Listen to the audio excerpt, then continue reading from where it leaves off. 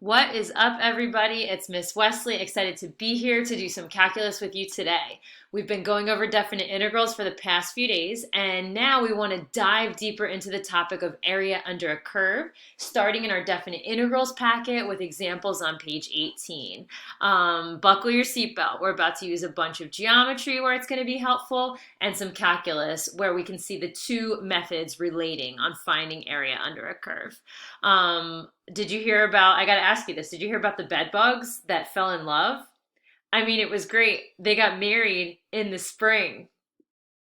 Let's take a look at this first one. So every single one of these questions is going to have to do with some area of some sort. And look at how they're starting with the question where it's going to be kind of easy to graph this line and see a shape that might not be too bad to find the area using geometry. But it does say to use the fundamental theorem of calculus, so we'll try to do that where we can.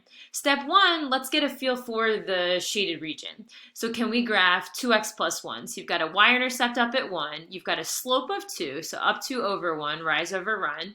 To connect that in a nice line, try not to miss the points there, could have done better. And I want to find the area where from 1 to 3. So let me just give this boundaries. At x equals 1, and we'll say x equals 3. Is where we're cutting this region off horizontally. We're bounding our curve in question by the x-axis and those two numbers, 1 and 3. So it's this green shaded region that we care about. Now I want to admit to you that it would be easy to find this region using geometry, and we're going to check our answer using geometry, but it's better to start with a simpler example like this and move into the tougher types. So now, next step is I want to calculate the area using calculus first, like the question says to do. So area.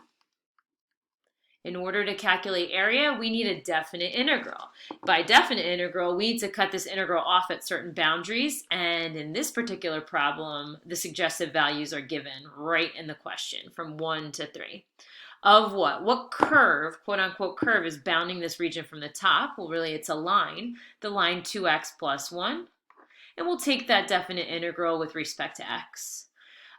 This is not one of the toughest integrals we've seen. Let's try it. So we'll go 2x is integral, so 2 over 2, x to the 2, so x squared, plus the integral of 1, so plus x, evaluated from 1 to 3. So we can plug in the upper limit of integration first. We'll plug in 3 and get 3 squared plus 3. And we'll subtract what we get when we plug in the lower limit of integration, 1 squared plus 1. So we're looking at an area of 12 minus 2, or 10 square units. Take a look at the graph while we're writing this out. Make sure that 10 seems feasible. If you counted blocks, you should get about 10. And let's definitely, like promised, check our answer using geometry.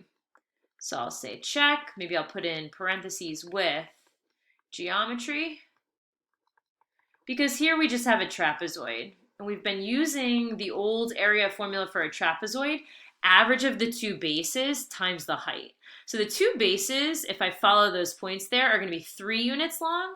And I think the second one ends up being 7 units long if I count those. So 3 plus 7 over 2, average the bases, times the height of the trapezoid, which is this width here of 2 units, like that. And that gives you 10 halves over 2, which checks out, a bit quicker of a method. I think geometry would beat calculus in a race for finding this area, but either way, we get those 10 square units. We're going to skip over 2 for a second. 2, I think, will have a nice, easy setup, and I want to get to 1 where it'd be good to picture the graph again. Let's look at 3. This one's a little different. We're not given an equation to start out with, but we're given 3 nice, easy points that it looks like are kind of in line with each other, either horizontally or vertically, that we can plot and connect the dots. So we've got a vertex of this region, and it's a triangle. So this triangle has a vertex at -4, 0. It's got another vertex at 2, 0, and 1, 2, 3, 4, 5, 6, if you want to put that third vertex at 2, 6. I'm going to ever so carefully connect the dots. This is the part I always mess up. And it looks like going up 1 over 1 from this point to that point gives you, I guess, what's going to be the hypotenuse of a right triangle. Next up, we'll put the other 2 sides of the triangle on there. So we've got the vertical side, and we have the horizontal side, and I get a good picture of what this thing looks like, and I want to admit to everyone that the quickest way to solve this question, to find this shaded area, of that triangle would definitely be using geometry. Let's try it using calculus first as an exercise. So we're going to try this in two ways. Starting off using calculus, let's set up an integral that would not be too bad to solve. We're going from what value to what value. Now I mentioned this quickly with the first example, but this is important. We're using x values here. We're going from one lower x value down at -4 all the way up, integrating all the way to x equals +2. So those are the two, these are always x values for us so far, limits of integration, -4 to 2. Of what equation? Now this we have to figure out for ourselves. We have a nice sketch of this equation, and if you sketched it carefully, it will be not too bad to find the equation of this line, but I want to make sure that I get this correct so we get the right integral here.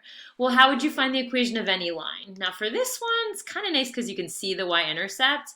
I'd say if I needed the equation of the line, I would find a slope first if I was thinking back to algebra and pre-calc. The slope of this line, you have to travel 6 this way. You're running 6 and rising 6 to get from this vertex to that vertex. It's just like saying 1/1, right? The slope is 1/1, which is a slope of 1.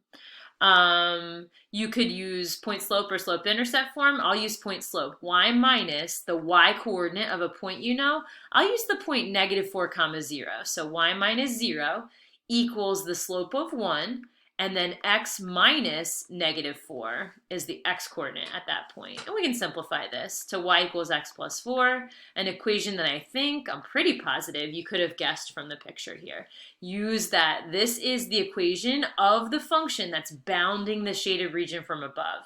So x plus 4 is going to go in parentheses, and here's how we can solve this, solve for this area using some calculus. Let's take an integral. So definite integral, x squared over 2.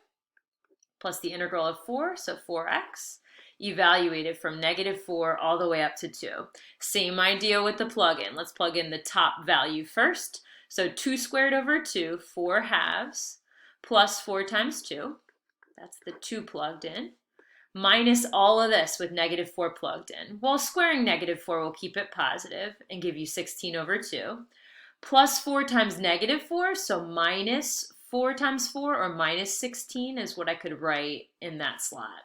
This will be 2, let's simplify, plus 8, minus 8, and then minus a -16, so let's make that plus 16. All said and done, you should get 18 units squared. Wasn't too bad with calculus, but let's watch how quick it would be using geometry. Now that we have a nice picture of this, we could check just using the area of a triangle formula. So 1/2 base times height. And in the picture, do we still get 18? Well, the base and the height of this triangle both look like 6. So 1/2 of 36 still gives me 18 units squared. And that answer also checks out either way. Let's flip the page. 4 is great. For 4, we got to dig back into a few of the by hand skills that we have from pre-calc and algebra, where you're just kind of getting a sense of where this parabola falls. Now, the reason we need the picture is we don't need the picture to figure out what we're integrating. I know this area is bounded by this function that's written here, so I know it's going to equal some sort of definite integral of this expression, -x squared plus 4x minus 3. What I don't know, what I'm missing, are those limits of integration. And the x-intercepts on the picture are going to be perfect to use for those. So what we should do first, before doing any calculus, before taking any definite integrals, is to find the x-intercepts of this graph. And speaking of this graph, what can you predict for me? Do you know the shape of it just by looking at it? Can you tell it's going to be an upside down parabola? Parabola because x is squared in the highest degree term, and upside down because you've got a negative leading coefficient. And it could hit the x-axis 2 times, and I believe that it does. When we try to find these x-intercepts, it's as easy as algebraically setting the whole thing, plugging in 0 for y, and setting the whole thing equal to 0. 0 equals -x squared plus 4x minus 3. Give that a try. Solve it algebraically. You might as well get the negative sign out of your way by factoring it out. So -x squared minus 4x plus 3. And then if this factors, we'll be in luck with a 3 and a 1. And we'll use both negative signs on the inside to make it two x-intercepts, one at positive 1 and another one at 3. Let's put those right on the graph, 1 and 3. That really was enough info to do what we need to do over here, but we might as well finish the job. What else? What's another important feature? I mean, I can picture the way the parabola goes. It opens down through there, but it would be nice to know the vertex just to get a good picture of it, and it's as good as time as any, I say, to review this. To find the vertex of a parabola, you might remember from pre-calc or algebra, we used to use that the x-coordinate of the vertex, there was a little trick for it, was negative b over 2a. And we can use the values straight from the original. Negative b would be negative 4, and then 2a would also be negative, 2 times negative 1 from the original function. This gives you an x value of 2. And that's not much of a surprise that its axis of symmetry would go right in between those two x-intercepts. The question is, how high up is this vertex falling? Let's get the y-coordinate. Anytime we have an x and we need to go back and get a y, we can plug that x back into the original. So we'll say negative 2 squared, so negative 4, plus 4 times 2, so plus 8, and then minus the number 3 gives you 1. Your vertex is at 2, 1, and now we've got a nice picture. All that work and the biggest deal was just getting those x-intercepts, just figuring out that this is an integral. This is a region that, number one, is going to give us positive area because it falls above the x-axis. Now we have a better sense of that. And it's going to be integrated from one x-intercept to the other since those things weren't given in the problem. We just found that 1 and 3. Whew, all that work. Now let's get to the fun part, the calculus. Take an antiderivative. So negative, let's go x cubed over 3. Go ahead to the next term, give it a try. So 4 over 2x squared. So we'll say just 2x squared should be the next term, minus 3x evaluated from 1 to 3. And we'll plug in each value. Start with 3. So negative 3 cubed over 3, 27 thirds, plus 2 times 3 squared, so 2 times the number 9, minus 3 times 3, so minus the number 9. Subtracting what we get when a 1 gets plugged into all three parts. So subtracting negative 1/3, I think plus 2, and then how about minus 3? Feel free to pause, get that all simplified for yourself. When you do end up checking your answer, it should be exactly 4/3 of a square unit, or 1 1/3 square units. So I'll say units squared. Decimals are fine too. 1.3 repeating is a good nearest thousandth equivalent. Okay, moving down. We're going to do this out of order, and let's go down to number 6 and circle this one. In this one, it's not required that I sketch a graph because I've got everything I need. If I want to find the area of the region using calculus, I can set up for area a definite integral from what to what? Well, we get lucky. It's another one of these that's given in the problem. So from negative 3 to 0, I'm all set for my limits of 2x plus 6 to the 4th. I chose this one to try with you because the integration might take a little bit longer, but we used to be really good at these. If it helps, you might be able to guess this antiderivative, and that's totally fine. If it helps to use some u substitution, I say do it. Wouldn't it be easier if we called all that stuff on the inside u? We'll let u equal 2x plus 6. And we'll do the side work where du dx equals the derivative of 2x plus 6, or 2. You get du equals 2 dx. And what might help is du over 2 equals dx. We'll use this and this as a plug-in. All right, go back to the original. We're going to integrate from x equals negative 3 to x equals 0, u to the 4th.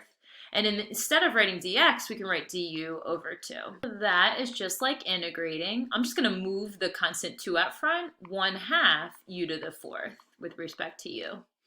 Take an integral, so 1/2 times 1/5, 1/10 u to the 5th, evaluated from x equals negative 3 to x equals 0. Let's move myself out of the way.